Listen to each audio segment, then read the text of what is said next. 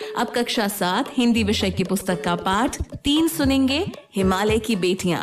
Diet Jodhpur के निर्देशन में इस पाठ का आलेखन किया गया है निरंजन पंवार जी द्वारा और समीक्षा की है उषा छंगानी जी और मजहर सुल्तान जई जी ने। बच्चों, आपने पिछली कक्षाओं में अपने देश के विभिन्न प्राकृतिक स्थलों के बारे में जानकारी प्राप्त की है। बच्चों, आज हम कक्षा 7 के हिंदी विषय का अध्याय हिमालय की बेटियां पढ़ने जा रहे हैं। भारत के उत्तर में हिमालय पर्वत अपनी प्राकृतिक सुंदरता व रमणीयता के लिए प्रसिद्ध है। हिमालय का नाम सुनते ही बर्फ से ढकी पहाड़ियां, सुंदर वन, चारों ओर हरियाली, पहाड़ों से गिरते झरने की कल्पना दिखने लगती है। इसी प्राकृतिक सुंदरता व रमणीयता के धनी हिमालय की यात्रा पर जब इस पाठ के लेखक श्री वैद्यनाथ मिश्र नागार्जुन साहब को मौका मिला तो उन्होंने वहां की सुंदरता का वर्णन कुछ इस प्रकार किया। लेखक महोदय ने हिमालय व नदियों को मानवीकृत रूप में वर्णन किया है। उन्होंने हिमालय को पिता व नदियों को बेटियों के रूप में माना है। लेखक महोदय कहते हैं, अभी तक मैंने उन्हें दूर से देखा था। बड़ी गंभीर, शांत, अपने आप में खोई हुई लगती थी। संभ्रांत महिला की भांति प्रतीत होती थी। उनके प्रति मेरे दिल में आदर और श्रद्धा के भाव थे।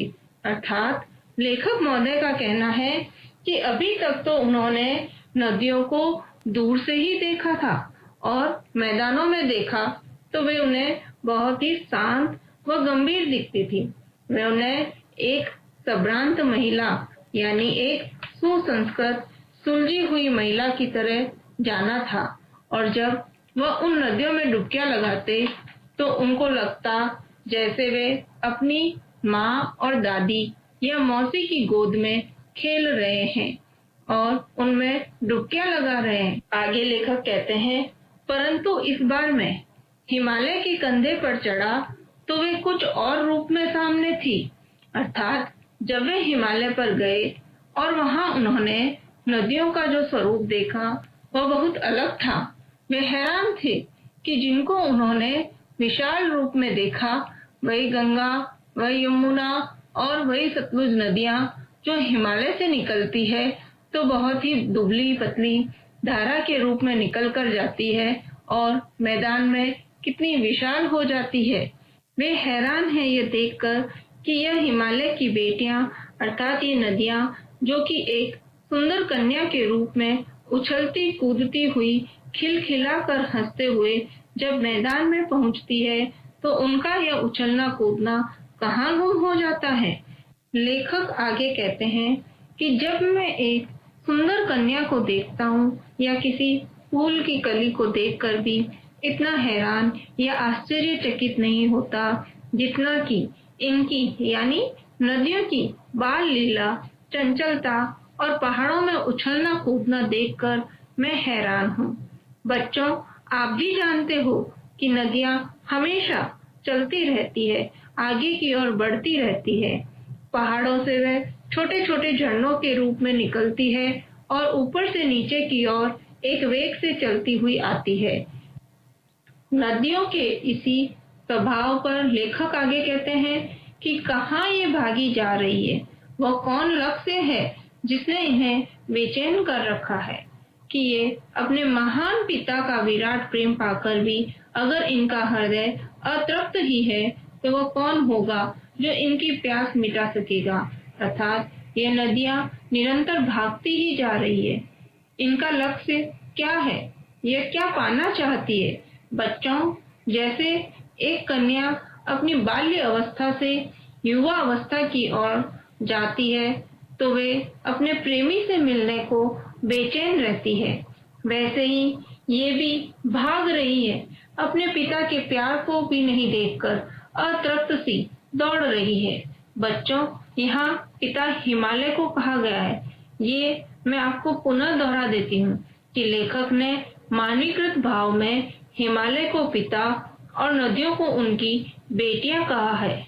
आगे लेखक कहते हैं, बर्फ जली नंगी पहाड़ियां, छोटे छोटे पौधों से भरी घाटियां, बदुर अदितकाय सरसब्ज उपत्यकाएं ऐसा है लीला निकेतन, खेलते खेलते जब ये जरा दूर निकल जाती है तो देवदार, चीड़, सरो, चिनार, सफेदा, केल के जंगलों में बीती बातें याद करने का मौका मिल जाता होगा।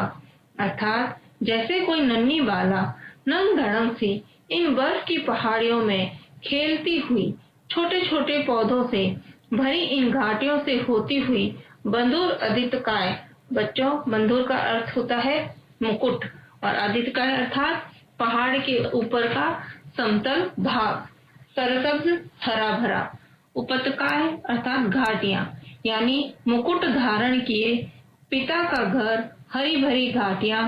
यह ऐसा लीला निकेतन, यानी अपने घर को छोड़, इस सुंदरता को छोड़ जब ये दूर निकल जाती हैं और अपनी बाल्य अवस्था की अटखेलियां करती, अपनी युवा अवस्था की ओर दौड़ती हुई जब यह देवदार, चीड़, सरो, चिनार, सफेदा, केल के वृक्षों के जंगल में पहुंच जाती है, तब शायद इन्हें समय मिलता होगा अपने बाल्य अवस्था की बीती बातों को याद करने का। बुढ़ा हिमालय अपनी बेटियों की चिंता करता होगा कि मेरी नटखट बेटियों की देखभाल कौन करता होगा।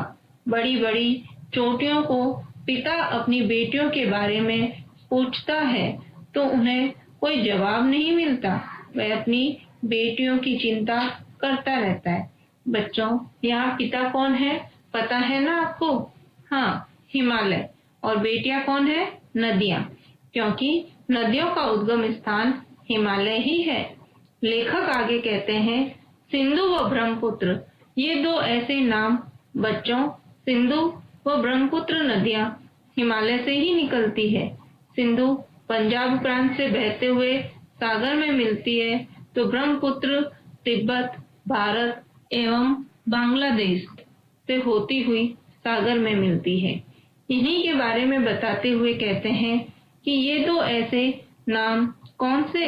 सिंधु और ब्रह्मपुत्र का नाम सुनते ही इनकी बहनें रावी, सतलुज, व्यास, चनाब, झेलम, काबुल, कपीसा, गंगा, यमुना, सरयू, गंडक, कोसी आदि सभी हिमालय की बेटियों का भी ध्यान आ जाता है। इन सब नदियों का पिता हिमालय ही है और ये सब अपने पिता की गोद से निकल कर आती हैं। बच्चों, मैं एक बार फिर से इन सभी नदियों के नाम दोहराती हूँ जिनका उद्गम स्थान हिमालय है, ताकि आपको इनके नाम याद हो सके। ये हैं सिंधु, ब्रह्मपुत्र, रावी, सतलुज, व्यास, चनाब, झेलम, काबुल, कपीसा, गंगा, यमुना, सरयू, गंडक, कोसी। आगे लेखक कहते हैं कि सिंधु व ब्रह्मपुत्र नदी स्वयं कुछ नहीं है। यह तो हिमालय के पिघले हुए दिल की एक एक बूंद जो इकट्ठा होकर इन दो महानदों के रूप में समुद्र की ओर प्रवाहित होती है। अर्थात इन नदियों में जो पानी आता है वह कहाँ से आता है? हिमालय के ऊपर बिछी बर्फ जो धीरे धीरे पिघलकर पानी का रूप धारण कर लेती है और इकट्ठा होकर एक धारा का रूप ग्रहण कर एक महान व विशाल नदी का रूप धारण कर लेती है और यह दौड़ते हुए समुद्र की ओर चलने लगती है और उसमें मिल जाती है। बच्चों, आप जानते हो समुद्र का पानी कितना खारा होता है, फिर भी हिमालय की ये बेटियां जाकर इनसे मिल जाती है। जैसे एक प्रेमिका अपने प्रेमी से मिलने को आतुर रहती है, वैसे ही यह नदियां इनमें मिल जाती है। यह समुद्र कितना सौभाग्यशाली है कि हिमालय ने अपनी इन बेटियों को उसके पास भेज दिया, मानो कि हिमालय ने अपनी बेटियों का विवाह समुद्र से कर दिया है। अतः वह बहुत सौभाग्यशाली है। हिमालय की इस सुंदरता व उनकी बेटियों की ये निश्चलता, यानी हिमालय व वहां से निकलने वाली नदियों की सुंदरता वहां रहने वाले लोगों को इतना आकर्षित नहीं करती है, क्योंकि वे तो रोज ही इस दृश्य को देखते हैं। लेकिन जो वहां नहीं रहते जैसे मैं या आप या हमारे लेखक महोदय, जिन्हें हिमालय का भ्रमण करने पर हिमालय का मनोरम दृश्य देखकर मन प्रफुल्लित हो जाता है, वही यह कल्पना भी कर सकते हैं यदि इन नदियों के ऊपर से नीचे झरने के रूप में और वेग के साथ नीचे आते देखने पर ही यह आभास होता है कि यह हिमालय की बेटियां कैसे मधुर संगीत के साथ नीचे मैदान में पहुंचती हैं और सागर में मिल जाती है। लेखक महोदय ने आगे हिमालय व समुद्र के बीच ससुर व दामाद का संबंध भी बताया है, क्योंकि हिमालय की गोद से निकलकर उसकी बेटियां समुद्र में हाथ मिलाती है। अतः इनके पिता हिमालय अपनी बेटियों का विवाह समुद्र के साथ कर दिया। इस नाते यह ससुर व दामाद बन गए। हिमालय ससुर है व समुद्र दामाद। जब लेखक महोदय हिमालय की सुंदरता में खोए हुए थे तो उन्हें महान कवि कालिदास के द्वारा रचित मेघदूत में कही बात विनयी यक्ष द्वारा जो कही जाती है। बच्चों, मेघदूत महाकवि कालिदास के द्वारा लिखा गया है। इसमें यक्ष व यक्षिणी की प्रेम कथा और इन्होंने भी प्रकृति के पहाड़, नदियों, बादल आदि का मानवीकरण किया है और उसमें यक्ष और यक्षिणी के विरह में बादल के द्वारा अपनी यक्षिणी को प्रेम का संदेश भिजवाते हैं और साथ ही बादल को यह भी कहते हैं कि वेत्रवती नदी को प्रेम का प्रतिदान देते जाना, तुम्हारी यह प्रेयसी तुम्हें पाकर अवश्य ही प्रसन्न होगी। अर्थात वह उस बादल को कहते हैं कि जब तुम यह संदेश लेकर जाओगे तो बीच में बेतवा नदी आएगी, तुम उस पर अपने प्यार का प्रतिदान देते जाना। प्यार का प्रतिदान क्या होगा कि बादल जब उसके ऊपर से निकलते हैं तो अपने पानी की कुछ बूंद उस नदी में प्यार रूपी देकर जाना और तुम्हारा यह प्यार पाकर वह अवश्य ही प्रसन्न होगी। बच्चों, कई कवि व लेखक ऐसे हुए हैं जिन्होंने प्राकृतिक भागों को मानवीकरण किया है, यानी पहाड़ों, पेड़ों, नदियों, बादल, झरने आदि सभी का मानवीकरण किया है। उनमें से ही एक कवि कालिदास, जिनका दृष्टांत अभी पढ़ा है, और एक ऐसे ही काका कालेकर हैं जिन्होंने नदियों को सचेतन स्वरूप में लिया है और उनका मानवीकरण किया है। इन्होंने भी नदियों के विभिन्न स्वरूप के बारे में कहा है। काका कालेकर ने नदियों को लोक माता कहा है। बच्चों, अब तक हम नदियों को हिमालय की बेटियों के रूप में देखा, लेकिन यह हमारी माता भी है। अब माता कैसे? नदियों के किनारे पर खेती होती है, उसमें हमें अनाज, फल, सब्जियां, पीने को पानी यह सब मिलता है और यह हमारा लालन पालन करती है, जैसे एक माँ अपने बच्चों का करती है। प्राचीन काल से ही यह माना जाता है कि नदियां हमारी माता है, क्योंकि कई बड़ी बड़ी सभ्यताएं भी इन नदियों के किनारे पनपी है। जैसे सिंधु घाटी की सभ्यता सिंधु नदी के किनारे पनपी है। अब यदि सिंधु नदी नहीं होती तो यह सभ्यता भी नहीं होती। अतः नदियां हमारी माता है। इसे और अच्छे से समझने के लिए बच्चों, मैं आप सबका ध्यान गंगा नदी की तरफ ले जाती हूँ। बच्चों, आप सब कभी न कभी हरिद्वार तो गए होंगे और यदि नहीं भी गए हैं तो टीवी के माध्यम से गंगा नदी को अवश्य देखा होगा। गंगा नदी पर जो भी यात्री जाता है वह उस गंगा नदी को अपनी माँ के रूप में देखता है, उसे नमन करता है और माता से आशीर्वाद मांग फिर उसमें डुबकियां लगाता है और माँ गंगा की आराधना करता है। ऐसी ही सभी नदियां हमारी माता है। वह जहाँ जहाँ से निकलती है वहाँ के चारों ओर हरियाली कर देती है, चारों ओर मैदान हरा भरा कर देती है और हमारा लालन पालन करती है। अतः इसलिए ही काका कालेलकर ने इसे लोक माता का दर्जा दिया है। बच्चों, लेखक महोदय ने आगे कहा है कि इन्हें माता के रूप में तो देखते ही हैं, लेकिन इससे पहले हम इनको यानी नदियों को बेटी के रूप में भी देख लें। एवं माता की ममता का ही एक रूप और होता है, और वह है बहन का रिश्ता। ये नदियां हिमालय की बेटियां हैं, समुद्र की प्रेमिका है, हमारी माता भी है और बहन भी। अब आप यह सोच रहे होंगे कि नदियां बहन के रूप में कैसे हो सकती है। बच्चों, नदियां एक बहन के रूप में कैसे साथ देती है, इसके लिए लेखक महोदय नागार्जुन साहब अपना एक अनुभव बताते हैं। जब वह हिमालय के तिब्बत के थोलिड में थे तो उनका मन नहीं लग रहा था। उनकी तबीयत ढीली थी, यानी स्वास्थ्य भी ठीक नहीं था। मन उचाट हो रहा था, कुछ करने की इच्छा नहीं हो रही थी। वो दोपहर का समय था, मन उदास था। वह सतलुज के किनारे जाकर बैठ गए, अपने पैर पानी में लटका दिए। थोड़ी ही देर में सतलुज के जल ने अपना काम करना शुरू किया। पैर पानी के स्पर्श में रहने से उनकी थकान दूर हो गई, मन प्रसन्न हो गया और वे गुनगुनाने लग गए। और उन्होंने अपने भावों को गुनगुनाते हुए कुछ इस प्रकार व्यक्त किए। जय हो सतलज बहन तुम्हारी, लीला अचरज बहन तुम्हारी। हे सतलज बहन, तुम्हारी जय हो। तुम्हारी लीला बहुत ही अचरज यानी आश्चर्य से भरी है।